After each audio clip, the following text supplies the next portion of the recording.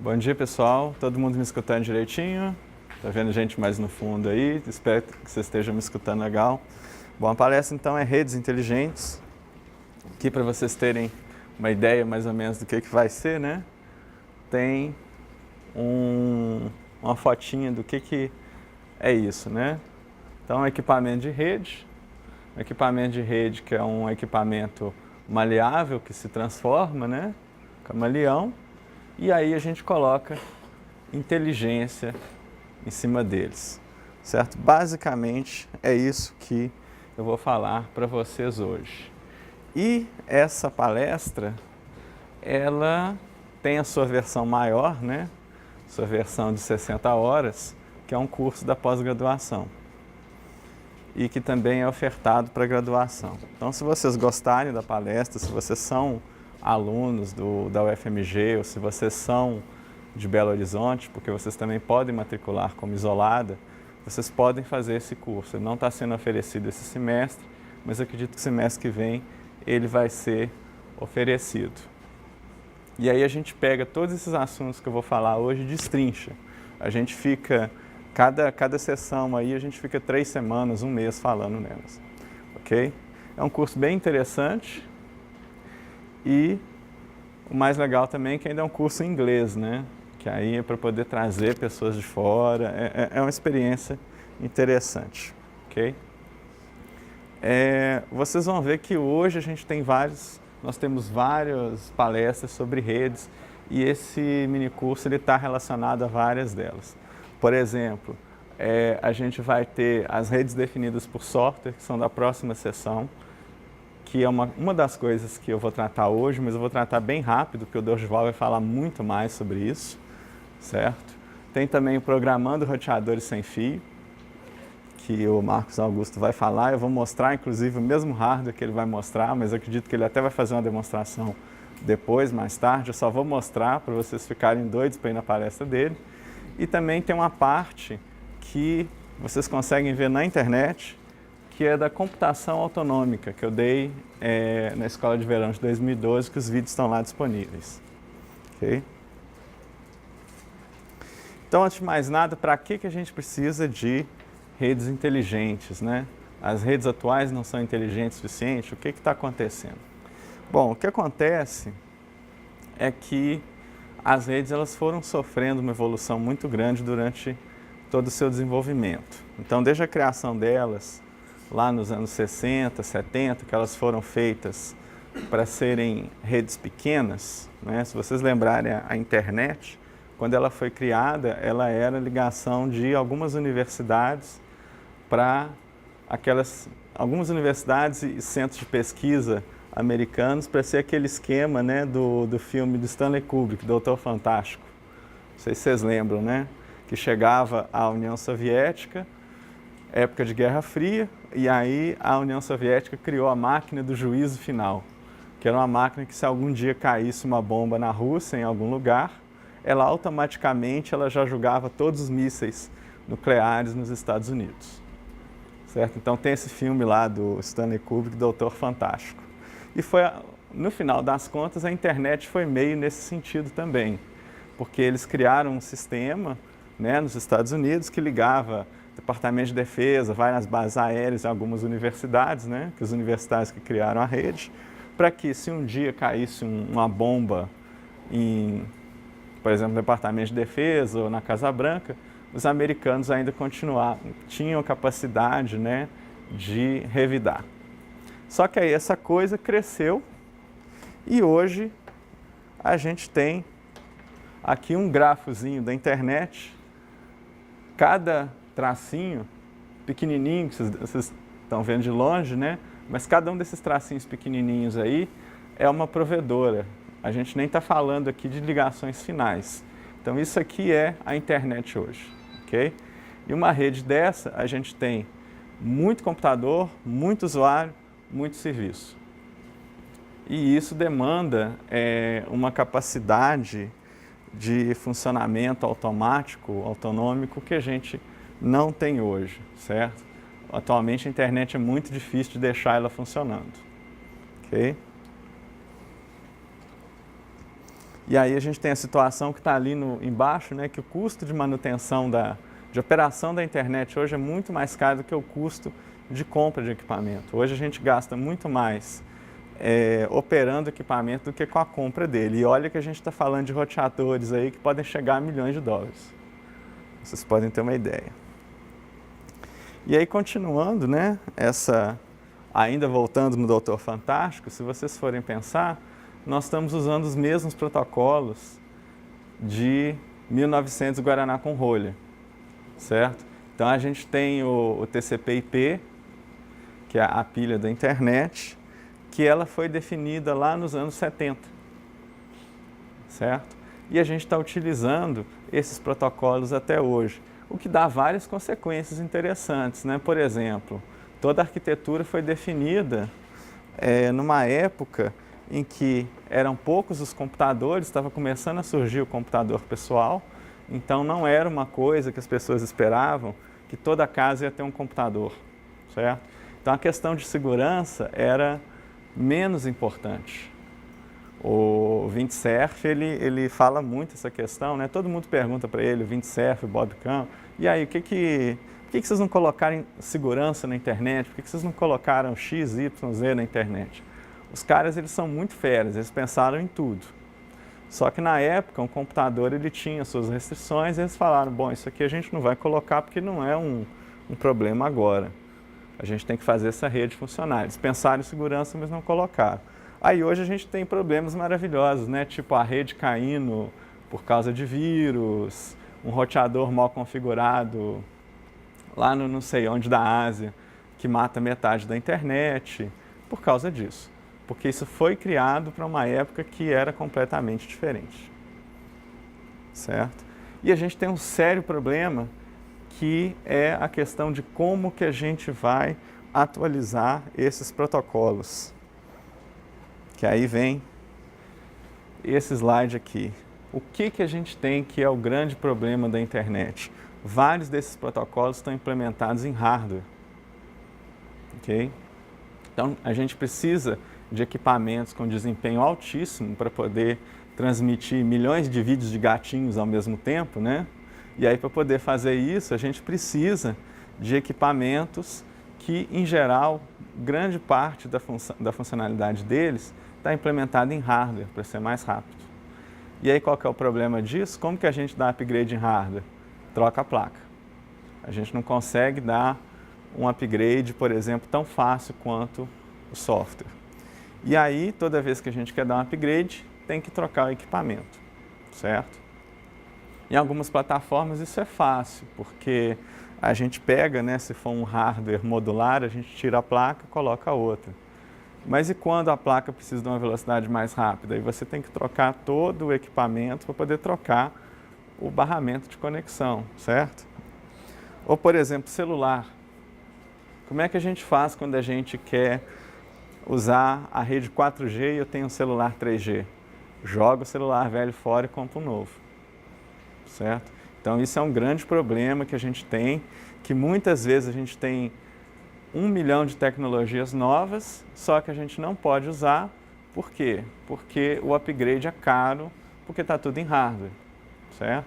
A gente pega vários padrões aí, padrão Wi-Fi, tem padrão Wi-Fi extremamente rápido, mas se a gente for olhar o uso, a grande maioria das pessoas está 2, 3 gerações atrás no Wi-Fi. Okay? E não só, ainda tem uma coisa muito interessante, é que a taxa de mudança está ficando cada vez mais rápida, né? Já tem anos que todo mundo fala, não, esse negócio de comprar computador é uma coisa ingrata, porque você compra o computador, no dia que você sai da loja, o seu computador ele já está defasado. Agora esse ritmo está pior ainda, certo? Antigamente a gente tinha, né, o ciclo de lançamento, ele era um ciclo mais lento. Então pega, por exemplo, celulares. Celular, ia sair um celular novo da Motorola a cada 1 ano, 1 ano e meio, 2 anos talvez, né? E agora os ciclos estão bem maiores. Pega o iPhone. Quantos iPhones que a Apple lança por ano? 2, né? Então, são 2 gerações por ano que estão sendo lançadas. E aí isso faz um ritmo muito alto de produção, certo? Você acaba que realmente você comprou o hardware hoje, amanhã ele já está obsoleto. E isso tem várias consequências, né? A produção tem que ser muito rápida, e a produção sendo rápida, você não tem o mesmo tempo antes para poder fazer testes. O que acontece é que vários produtos saem com defeito. E aí como é que você faz se você tem um produto defeituoso, que o defeito está no hardware? Acabou, né? É fazer recall, tomar o prejuízo, pegar todos aqueles dispositivos e pagar para o usuário, certo?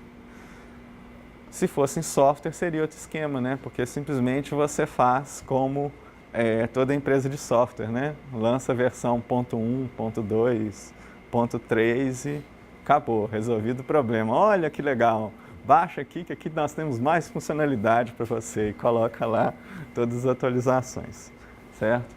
E isso está acontecendo não só no software, como também nos padrões de comunicação. Se a gente for pegar os padrões de 4G, a 3GPP, que define o padrão LTE, o LTE está saindo versões novas a cada 18 meses. E aí vocês imaginam o que é isso para um operador de telefonia.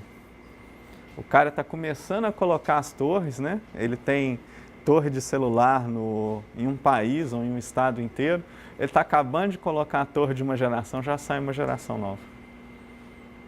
Certo? Imaginem o que é isso. Então a coisa está ficando extremamente complicada, ok? E isso no final é uma coisa que as redes estão sofrendo, mas que a gente viu também em outra situação, que é o mercado dos PCs. Então os PCs eles sofreram com eles tiveram também essa fase, certo? Se a gente for pensar, antigamente o que a gente tinha? A gente tinha um computador e tinha a aplicação logo em cima, certo? E aí quando a gente tinha que desenvolver uma aplicação, a aplicação ela estava totalmente dependente da forma que o seu computador ele estava funcionando. Então se eu lanço um processador novo, se eu lanço uma arquitetura nova, eu tenho que mudar a minha aplicação, certo? E aí o que foi feito?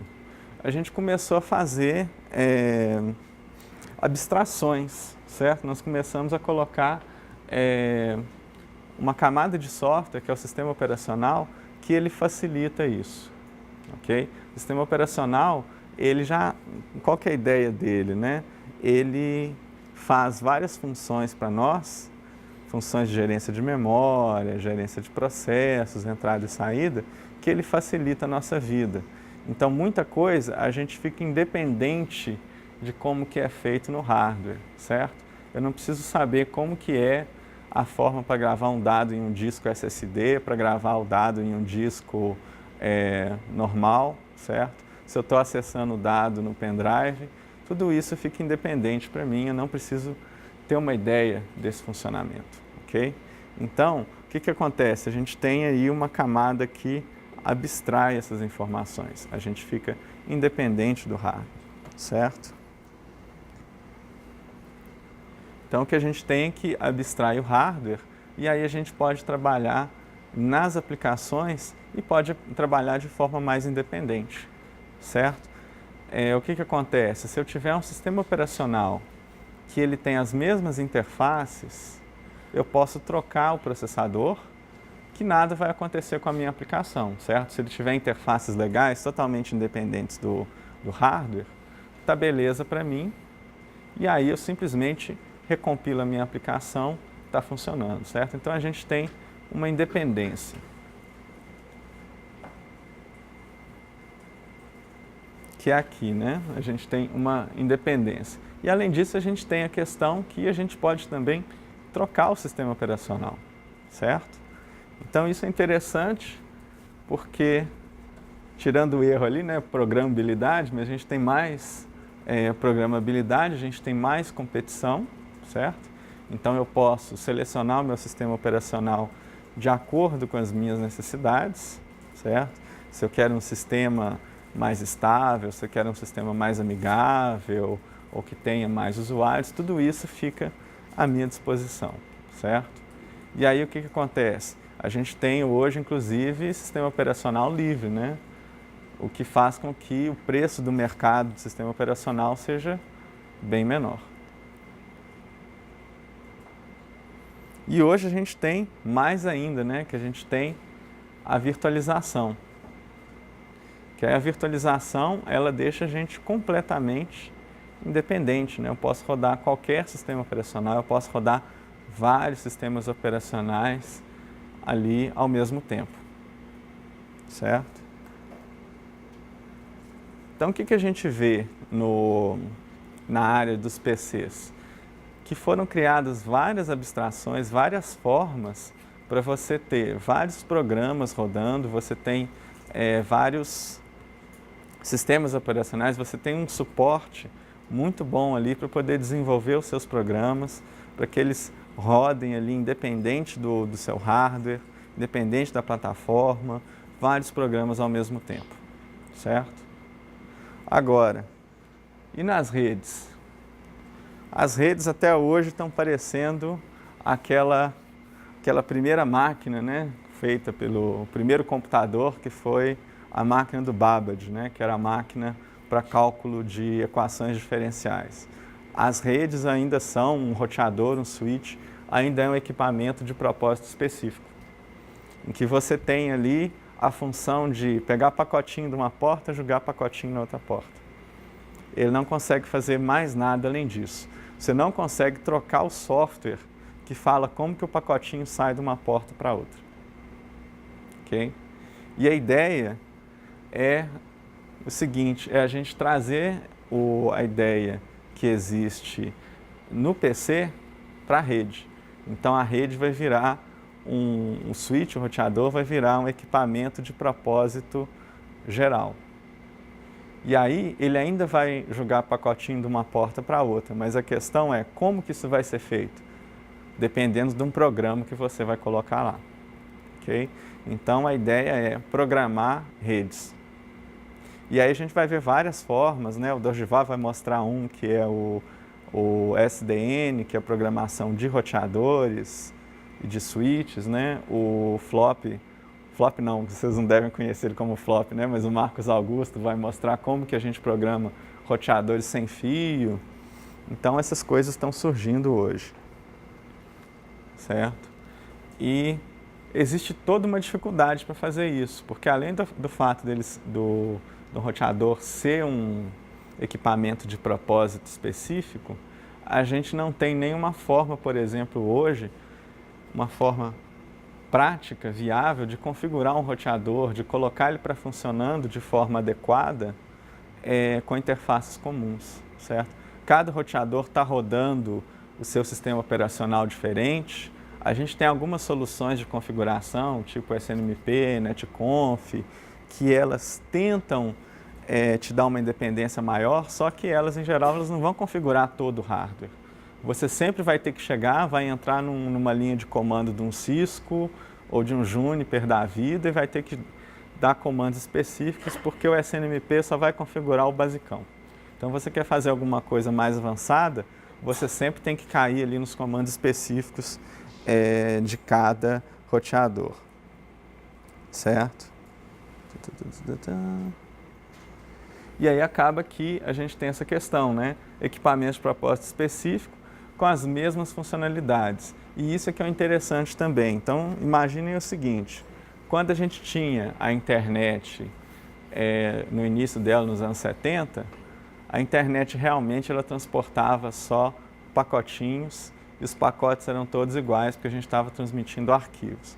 Agora, hoje é muito diverso, né?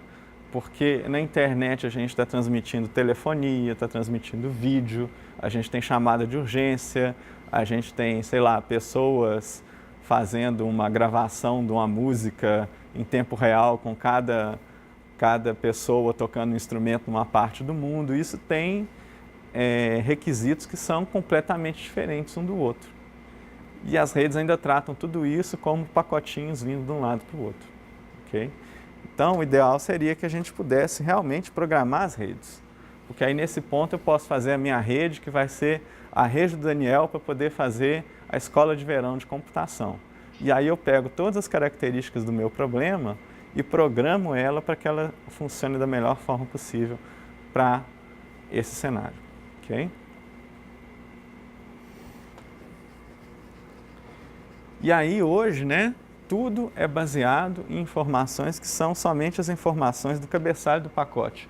Então, origem, destino, que tipo de serviço, se é TCP, se é UDP. Eu não posso, por exemplo, perguntar se, esse aqui são os dados do Daniel. Isso não existe hoje. Eu não posso fazer hoje, por exemplo, facilmente numa rede, olha, esses são os dados do Daniel, dá prioridade máxima para ele. Eu não consigo fazer isso no roteador. O que a gente faz hoje é que a gente coloca computadores no meio do caminho que implementam essa funcionalidade, mas não são roteadores, certo? Que aí a gente cria um tanto de middle boxes, certo? Para vocês que já fizeram redes, né, tem 1 milhão de middle boxes, que são os proxies, que são os servidores NAT, são os antivírus. Por quê? Porque esse tipo de coisa não roda no roteador. Você tem que colocar uma máquina específica para poder fazer isso no meio do caminho. Okay? Então, essa que é a ideia dos problemas que a gente tem hoje. Aí vem aquela pergunta, né? Ok, esse negócio parece ser mágico, isso já aconteceu nos PCs, por que só agora a gente está tendo essa ideia de fazer esse tipo de operação nas redes, né? Por que acendeu a luzinha depois de 30 anos? Na verdade, essa luzinha já acendeu várias vezes. Isso é que é o mais interessante. Então, no meu curso eu mostro também outras tecnologias, outras gerações dessa ideia que vieram, certo? Então, a cada 10 anos a gente vê essa ideia surgindo. E o que é o diferente dessa vez? O diferente dessa vez é que o mercado está suportando. Okay? Então, não está sendo só uma ideia que um acadêmico doido lá no MIT está propondo e que só está rodando na redezinha do laboratório dele. Isso está chegando no mercado. Então, por exemplo, a rede hoje, que suporta todos os data centers do Google, utiliza técnicas que eu vou mostrar para vocês hoje. Certo? Então, isso aí já está no mercado, tem produto com isso. Então, a ideia é que dessa vez a coisa vai pegar. Ok? E o que a gente está vendo ali em cima, né? Vocês viram que eu sempre falo a parte de baixo, depois vou para cima, né? Que a gente está vendo também é que o próprio mercado de redes está ficando diferente. Então, o que está acontecendo hoje? Se a gente for ver, o hardware está ficando cada vez mais barato, certo? A mesma coisa está acontecendo no PC.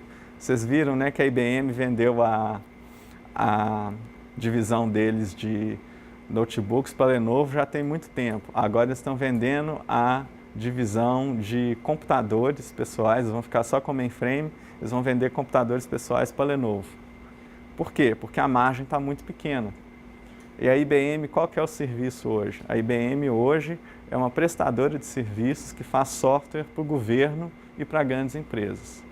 Então, diz que a IBM hoje, se vocês forem ver, o negócio dela é cidades inteligentes.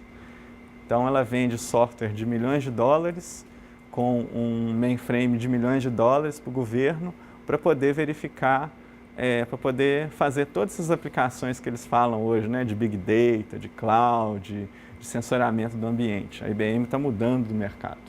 E a mesma coisa está acontecendo nas redes, porque tem as várias empresas grandes que fabricam equipamentos e agora estão vindo um conjunto de empresas chinesas que aí estão fazendo o mesmo hardware, com o mesmo desempenho, só que muito mais barato. Certo? Então está vindo essa onda aí. E ao mesmo tempo a virtualização, né, que veio para os PCs, as pessoas estão começando a se perguntar, pô, mas eu não posso virtualizar minha rede também não? Não posso rodar software da Cisco junto com o software da Alcatel, com o software da ZTE, da Huawei? Então eles estão querendo fazer isso também. O mercado está exigindo. E aí, aparentemente, dessa vez essa moda vai pegar e aí a gente deve ter redes dessa vez que são redes programáveis. Beleza? Bom, agora vamos falar então de como que a gente faz isso. Primeiro, eu vou falar para vocês das tecnologias que são necessárias para poder fazer toda essa operação. Então, essa primeira parte nós vamos falar de hardware. Depois que a gente falar de hardware, nós vamos falar de software. Como é que a gente desenvolve software para poder rodar em cima dessas plataformas, ok? O primeiro vai ser, eu vou dar um mini curso do Dorival de redes definidas por software. Mas nessa questão de tornar o hardware virar rede programável, ele perderia desempenho, questão de velocidade para produzir os dados, que até você processar, se é um operacional processar, levar para o hardware, tudo isso, os pacotinhos vão ficar mais lentos? Essa é uma questão excelente que a gente vai falar durante a palestra, a questão de desempenho, né? Trazer parte do hardware para o software. O que acontece é que a gente vai fazer o clássico, né? A gente vai ter um hardware que vai ter um conjunto de instruções e aí você vai trabalhar em cima só dessas instruções, que é o que a gente vai ver. Ok? Bom, então, o que a gente tem, né, do redes definidas por software? Vai ser bem curtinho, só para vocês terem uma ideia do como é que isso funciona, porque daqui a 1h30 vocês vão ver isso em detalhes, certo? Mas qual que é a ideia? A ideia é que a gente vai ter um roteador ou um switch que ele vai ser programável. E aí as redes definidas por software estão trabalhando só nas redes com fio. Elas não trabalham na rede sem fio. Então, você não vai configurar o seu 3G ou o seu 4G, vai configurar, por exemplo, só a sua rede Ethernet, a sua fibra óptica, ok? E aí, voltando então nessa questão, né, como que eu vou fazer para poder ter uma rede de alto desempenho, né?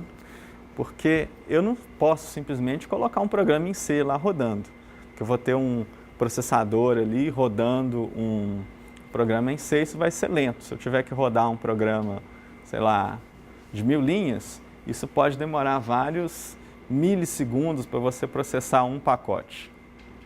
E hoje a gente trabalha com redes aí que estão com...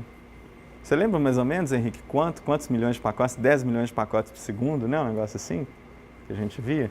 Em torno disso, 5 a 10 milhões de pacotes por segundo. Então, se a gente bota aí 10 milhões de pacotes por segundo, um processador que está trabalhando aí no gigahertz, você vai ter 1000 operações, 3 mil ciclos para você processar um pacote. Pode ser extremamente curto, né? Para você fazer qualquer coisa aí razoável. Aí qual que é a ideia? A gente ainda vai ter um sistema em que você não vai fazer qualquer coisa. Você não pode simplesmente jogar um programa em C lá e executar esse programa, ele vai ser executado. Por quê? Porque você não vai ter velocidade para processar todos os pacotes da rede no tempo adequado. O que a gente faz é que a gente tem um conjunto limitado de instruções que podem ser executadas nos dados. E essas instruções, se elas são bem definidas, você pode implementar em hardware. Então, o que a gente está fazendo? A gente está voltando à ideia de um processador, né? Porque o processador é um hardware em que você tem um conjunto de instruções, né? Adicionar, subtrair, multiplicar, gravar. Você tem aquele conjunto de instruções que são suportadas e que você executa aquilo em alta velocidade, certo? Nas redes a gente vai ter a mesma coisa. A diferença é que as instruções, elas estão voltadas para tarefas de rede. Okay? E aí, a partir dessas instruções, o que a gente faz são programas utilizando elas, e esses programas, eles vão ser executados extremamente rápido, porque essas instruções são adequadas para operação. Onde que a gente já viu isso? GPU. GPU foi a mesma coisa, né? Nós fizemos um hardware que tem instruções específicas para processamento de imagens, de vídeo. Okay? E aí, no caso, né, das redes definidas por software, a gente tem, né, um conjunto de operações e um conjunto de elementos para a gente trabalhar. O que é um roteador? O roteador é um equipamento que tem um tanto de portinha, os dados chegam numa porta, saem em outra, certo? Então a gente pode considerar que existem aí as entidades, os dados que a gente vai trabalhar vão ser o pacote e a gente tem porta de entrada, porta de saída, certo? E aí a partir disso, com essas informações, o que eu vou fazer? A programação do roteador nada mais é o seguinte, olha, o dado está vindo na porta 1, sai na porta 5, ou está vindo na porta 1, sai na porta 3. O que eu consigo fazer com isso? Eu consigo fazer roteamento, certo? Depois, o que eu posso fazer? Eu ainda posso modificar o pacote. Então, eu falo, olha, essa parte do pacote aqui, você reescreve esses bits e modifica para tal coisa, certo? Essas são as operações básicas que a gente precisa para poder fazer qualquer coisa numa rede. Então, no final, a gente tem 3 operações, né? Repassar um dado de uma porta de entrada E para uma porta de saída S. Eu posso ter também uma situação que eu quero descartar um pacote. Então, eu quero fazer um firewall, eu quero fazer um antivírus. Eu tenho a operação descarte. E eu tenho a operação de modificar. Certo? Por exemplo, eu quero que um dado ele passe numa parte da rede e eu mude uma informação dele para fazer um proxy, para comprimir um dado, certo? Essas são as 3 operações básicas que a gente precisa. E aí eu posso fazer programas em cima disso, certo? Como que fica, por exemplo, um firewall? O firewall eu vou ter que programar com operações de repasse e de descarte, certo? Se o dado que está passando é um dado que ele está todo certinho, eu repasso. Se não, eu descarto. Então vejam que outra coisa que eu preciso também são condições, né? E aí eu tenho também condições. Então eu coloco, se o dado vem de tal computador e ele tem essa e essa característica, então eu repasso. Se não, eu descarto. Então, com essas funções, eu consigo montar diversas operações que a gente tem numa rede hoje. Não todas, mas 95% a gente consegue, ok? Então, a gente tem as instruções aplicadas em cima de, na verdade, instruções condicionais, não, em cima de operações condicionais ou condicionais, certo? E aí isso vai ser em função da origem, do destino, do tipo de serviço, do protocolo, certo? Por exemplo, ali, ó. Então, se eu pego a primeira regra e eu coloco um conjunto de regras, os dados eles vão ser, as regras vão ser aplicadas em todos os pacotes e aí a regra que for adequada, se o condicional bater, ela é executada. Então, por exemplo, todos os dados com fonte, endereço IP 1.2. qualquer coisa, e destino 3.4.5. qualquer coisa, eu descarto, ok? Depois, qualquer dado que vá para 3.4, eu envio para a porta 2, ok? E ainda tem uma outra opção que eu posso enviar o dado para um computador mais potente, que é o controlador, que aí ele pode processar essa informação, ok? Então, lá eu posso fazer um processo mais complexo. E aí a gente tem, né, o SDN, essa que é a ideia, que a gente tem, então, um roteador, que ele tem um conjunto de instruções, e a gente joga um programa nesse roteador. O padrão mais conhecido que a gente tem é o OpenFlow, que foi criado lá para 2002, 2003, não, um pouquinho mais, 2005, e aí ele tem essas regras que são definidas a partir de padrões de casamento, certo? Então, são expressões que você coloca, expressões regulares. Essas expressões regulares definem uma ação. E aí ainda tem prioridades e contadores. Então, por exemplo, para saber quantos pacotes eu descartei, quantos pacotes foram para uma certa porta. Prioridades, então, primeiro eu faço isso, depois eu faço isso. Ok? Essa é a ideia de SDN. E aí, como que isso funciona? Nós temos, né? Nessa parte de baixo aqui, vai ser o roteador. A gente tem o hardware aqui, que aí é um hardware normal de um roteador, e esse hardware, ele vai ter tabelas aqui que vão falar as regras, ok? Então aqui a gente vai ter todo roteador, ele tem uma parte que controla a malha de comutação dele, que vai indicar, olha, a partir esse dado que está vindo nessa porta, você joga para lá. Ele vai ser controlado por essa parte aqui, que é o OpenFlow. Aqui que vão ficar aquelas regras que foram programadas. Então, o OpenFlow, ele vai mudar o funcionamento aqui do Control Path. Okay? Ele instala essas regras lá, e essas regras elas vão rodar em alta velocidade, porque elas estão programadas em tabelas lá no hardware. Então, elas rodam extremamente rápido, as regras são avaliadas em paralelo, e você consegue, nisso daí, processar os dados com a perda de desempenho de 1%, 2% em relação a um roteador normal. Ok? E o legal é o seguinte, essas regras elas podem ser trocadas. Como? A gente tem uma conexão do roteador com o que a gente chama de um controlador. Esse controlador é um PC normal que ele vai transmitir as regras para o roteador. E ele transmite aqui utilizando uma conexão segura. Então, esse controlador ele pode controlar todos os roteadores da sua rede. E uma coisa legal é o seguinte, a gente tem essa instrução aqui, enviar para o controlador. Que o que ela faz? Eu coloquei as minhas regras lá. Se chega um dado que eu não sei como que eu vou tratar, eu envio para o controlador.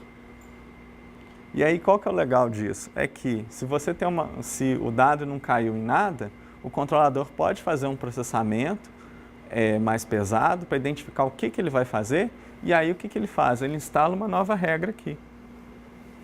Que aí você, no próximo dado parecido com aquele, você vai fazer um processamento em alta velocidade.